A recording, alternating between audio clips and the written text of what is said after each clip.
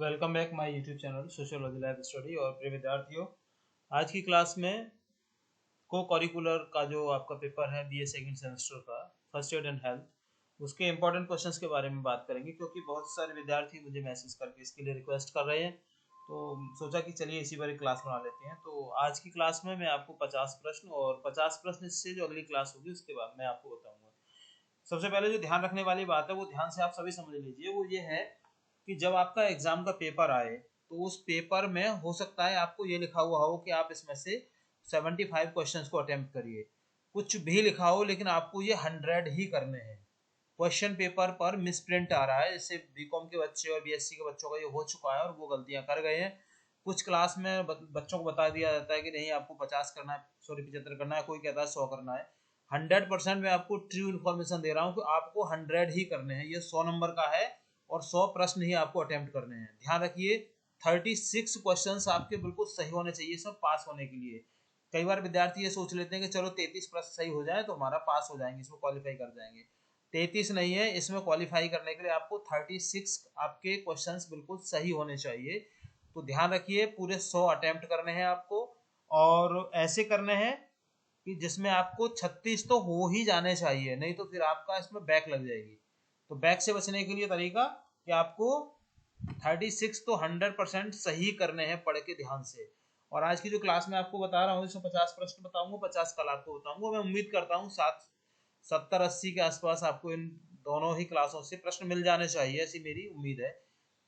और कई यूनिवर्सिटी में पेपर हो चुका है और जैसा कि मैंने यहाँ पे देख पा रहा हूँ तो मोस्टली कॉमन क्वेश्चन ही होते हैं। सिलेबस मैंने यहाँ पर इसका अपलोड नहीं किया है, कोई विद्यार्थी चाहेगा तो मैं सिलेबस भी इसका आपको बता दूंगा कि ये सिलेबस से अपलोड कर दूंगा। सिलेबस मैंने इसलिए अपलोड नहीं किया है क्योंकि उसमें ज़्यादा आपको कोई फायदा है नहीं। आप चाहें तो अगली मुझे कमेंट सेक्शन होगा उसमें लिख के आप बताइएगा, अगर पर्टिकुलर स्टूडेंट चाहेंगे तो मैं उसे अपलोड कर दूंगा।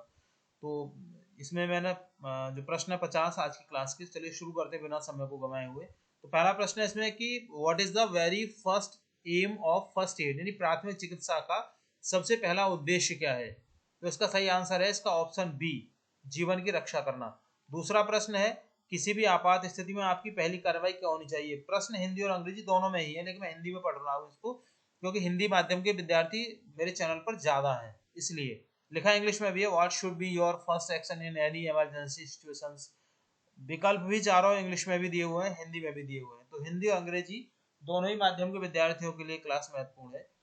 तो इसका सही आंसर है आपका ऑप्शन सी, सुरक्षा के लिए स्थान का आकलन करें। क्वेश्चन नंबर 3 है इसमें कि चिकित्सा प्राथमिक चिकित्सा में stand for and medical first aid, मतलब ये कोड दिया गया है कि इसका अर्थ क्या है। तो इसका सही आंसर है इसका ऑप्शन बी, कार्डियो पल्मोनरी रिसस्टेशन, यानी हृदय फुफ्फुसीय पुनर्जीवन, जिसमें ना मतलब दबा करके हार्ट को दबा करके प्रयास किया जाता है कि उससे जो हार्ट बीट से दोबारा से वापस आ जाए। क्वेश्चन नंबर 4 है बेहोश लेकिन सांस लेने वाले पीड़ित को किस स्थिति में रखना चाहिए। तो सही आंसर है इसका ऑप्शन सी, रिकवरी पोजीशन, यानी करवट लेटा हुआ। क्वेश्चन नंबर 5 है आपदा में कई पीड़ितों को प्राथमिकता देने के लिए किस उपकरण या प्रक्रिया का उपयोग किया जाता है। सही आंसर है option A, tries. Question number 6 है कीट के डंक से होने वाली गंभीर एलर्जी प्रतिक्रिया को क्या कहते हैं। सही आंसर है ऑप्शन बी, एनाफिलिक्सिस। क्वेश्चन नंबर 7 गर्म पानी से हुई मामूली जलन स्कैल्ड के लिए सही प्राथमिक चिकित्सा क्या है। सही आंसर है इसका option C, cool it under running cool water for 10 to 20 minute, 10-20 minute तक बहुत बहते ठंडे पानी के नीचे इसको ठंडा करें। क्वेश्चन नंबर 8 है भारी वस्तु द्वारा शरीर के दब जाने से किस प्रकार की चोट होती है। सही आंसर है इसका ऑप्शन ए, क्रश इंजरी, दबाव चोट। क्वेश्चन नंबर 9 श्वसन तंत्र का प्राथमिक कार्य क्या है।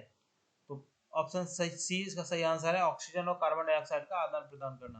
क्वेश्चन नंबर 10 है स्ट्रोक मस्तिष्काघात आमतौर पर किसके कारण होता है।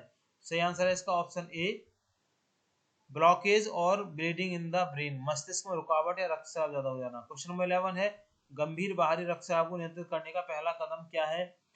सही आंसर है option B, apply direct pressure, यानी घाव पर सीधा दबाव डालें। क्वेश्चन नंबर 12 है मानसिक स्वास्थ्य प्राथमिक चिकित्सा में ALGEE यानी कार्य योजना का क्या अर्थ है। तो इसका सही आंसर है ऑप्शन ए आकलन करें, सुने, सहारा दें, प्रोत्साहित करें, स्वयं सहायता को प्रोत्साहित करें।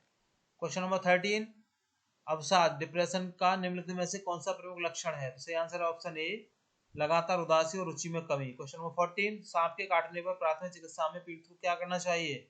सही आंसर ऑप्शन बी स्थिर, शांत और लेटा हुआ रखना चाहिए। क्वेश्चन नंबर 15, बेहोशी अनकॉन्शियसनेस को किस रूप में परिभाषित किया जाता है? सही आंसर है ऑप्शन बी आसपास के प्रति बेखबर और अनुत्तरदायी अवस्था। क्वेश्चन नंबर 16, दौरा कन्वल्शन किससे संबंधित है? सही आंसर है ऑप्शन ए मस्तिष्क की असामान्य विद्युत गतिविधि। क्वेश्चन नंबर 17, रासायनिक जलन का उपचार कैसे किया जाना चाहिए? तो सही आंसर है ऑप्शन बी 20 मिनट तक पर्याप्त साफ पानी से धोना। Question number 18, a sprain is an injury to यानी मोच किसकी चोट है? सही आंसर है ऑप्शन सी स्नायु बंधन, हड्डी को हड्डी से जोड़ने वाले।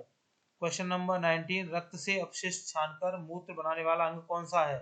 सही आंसर है ऑप्शन बी गुर्दा। क्वेश्चन नंबर 20, आपातकालीन प्रसव के बुनियादी नियमों में शामिल है? क्वेश्चन नंबर इसका सही आंसर है ऑप्शन नंबर सी माँ को गर्म व शांत रखना और बच्चे के सिर को उभरने पर सहारा देना।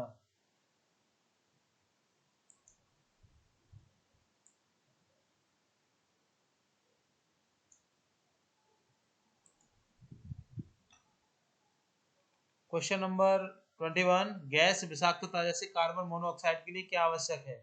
सही आंसर है ऑप्शन बी तुरंत ताजी हवा में ले जाना और यदि आवश्यक हो तो कृत्रिम सांस लेना। क्वेश्चन नंबर 22, हाइपोथर्मिया तब होता है जब शरीर का तापमान किससे नीचे चला जाता है? सही आंसर है इसका ऑप्शन बी सामान्यतः 35 डिग्री से नीचे। क्वेश्चन नंबर 23, यौन संचारित रोग के बचाव की सबसे सामान्य रूप से प्रचारित विधि कौन सी है? सही आंसर है इसका ऑप्शन ए वेरियर विधियां जैसे कंडोम का उपयोग करना। क्वेश्चन नंबर 24, पैनिक अटैक घबराहट के लिए संकट प्राथमिक चिकित्सा में शामिल है? क्वेश्चन सही आंसर है इसका ऑप्शन सी उनके साथ रहना, शांति से बात करना और ग्राउंडिंग तकनीक 5 4 3 2 1 कराना। क्वेश्चन नंबर 25, मानसिक स्वास्थ्य प्राथमिक चिकित्सा का समग्र लक्ष्य क्या है? सही आंसर है ऑप्शन बी पेशेवर मदद से मिलने तक प्रारंभिक सहायता प्रदान करना। क्वेश्चन नंबर 26, फ्रैक्चर यानी अस्थिभंग शरीर के किस भाग में दरार या टूटन को कहते हैं? सही आंसर ऑप्शन सी बोन्स में हड्डियों में। क्वेश्चन नंबर 27, निम्नलिखित में से कौन सा शॉक आघात का क्लासिक संकेत है? तो सही आंसर है ऑप्शन बी पीली ठंडी चिपचिपी त्वचा। क्वेश्चन नंबर 28, पेट की चोट के लिए आपको क्या करना चाहिए? सही आंसर है इसका ऑप्शन सी उन्हें घुटने मोड़कर सपाट लिटाएं और चिकित्सा सहायता लें। क्वेश्चन नंबर 29, सिर की चोट वाले पीड़ित में किस बात पर नजर रखनी चाहिए? सही आंसर है इसका ऑप्शन ए चेतना में बदलाव, उल्टी या पुतली के आकार में बदलाव। क्वेश्चन नंबर 30, यदि शरीर का कोई भाग कटकर अलग हो जाए तो कटे हुए भाग को क्या करना चाहिए?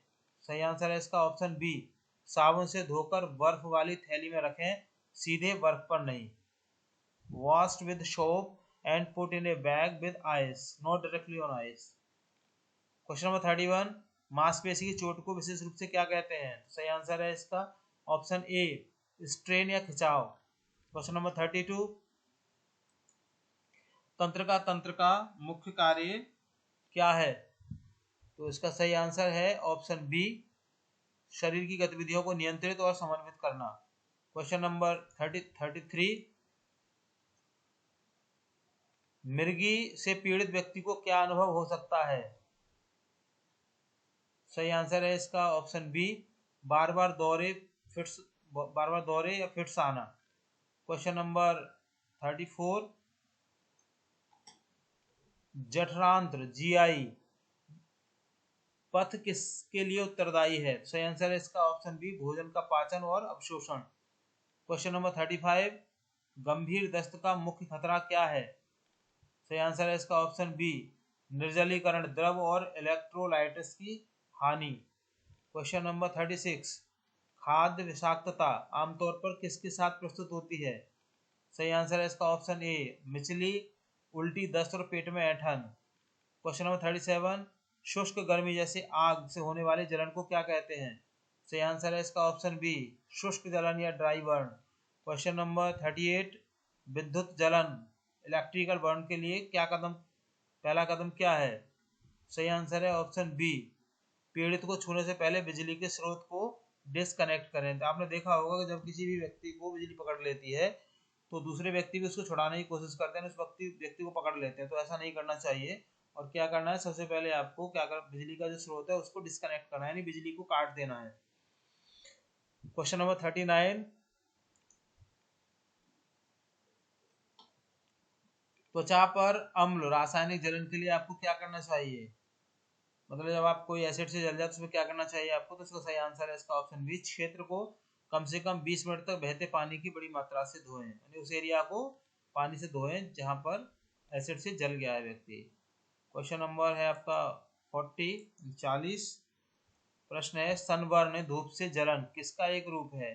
सही आंसर है ऑप्शन सी, विकिरण जलन या यूवी विकिरण इसको कहा जाता है, रेडिएशन बर्न। क्वेश्चन नंबर 41,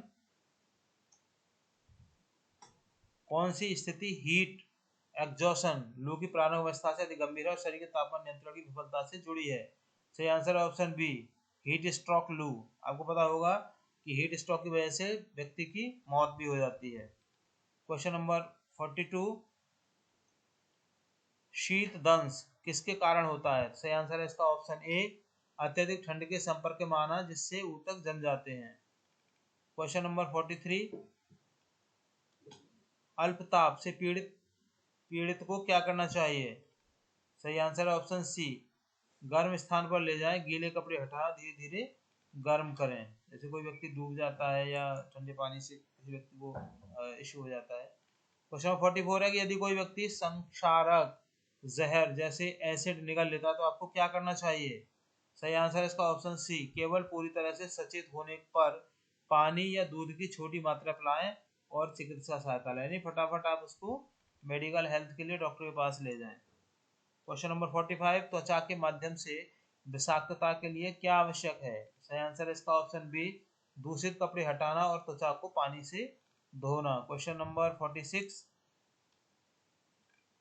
पशु के काटने पर मुख्य खतरा किसका होता है? सही आंसर है ऑप्शन बी, रेबीज यानी पागल कुत्ते का रोग और टिटनेस इत्यादि के रोग हो जाते हैं। क्वेश्चन नंबर 47, मधुमक्खी के डंक के लिए पहला कदम क्या है? सही आंसर है ऑप्शन बी, डंक को खुरच कर निकालें, खींच कर नहीं, मतलब खुरच कर निकालना चाहिए। कई बार क्या होता है ना, उसको खींच कर निकालते हैं, सुई से निकालने लग जाते हैं, ऐसा नहीं करना चाहिए। क्वेश्चन नंबर 48, यदि आंख में कोई बाहरी वस्तु चली जाए तो आपको क्या करना चाहिए? सही आंसर है इसका ऑप्शन बी, आंख को साफ पानी या खारे घोल से धीरे धीरे धोएं। है ना, ये जो दिया ना, आंख को बहुत से रगड़ने लग जाते हैं, ऐसा नहीं करना चाहिए, जख्म हो जाती है आंख में। आंख की पुतली पर सीधे चिमटी का उपयोग बिल्कुल नहीं करना चाहिए और इसे नजरअंदाज भी नहीं करना चाहिए। तो ये आंसर क्या है इसका ऑप्शन बी, आंख को साफ या खारे पानी का जो घोल होता है उसे धीरे धीरे आप उसको धो सकते हैं, जिससे आपको आराम हो जाता है। नाक में फंसी बाहरी वस्तु को क्या करना चाहिए? अगर किसी की नाक में बाहरी वस्तु फंसी उससे क्या करना चाहिए? सही आंसर है इसका ऑप्शन ए, धीरे से नाक फूंक कर निकालें यदि नुकीली न हो तो।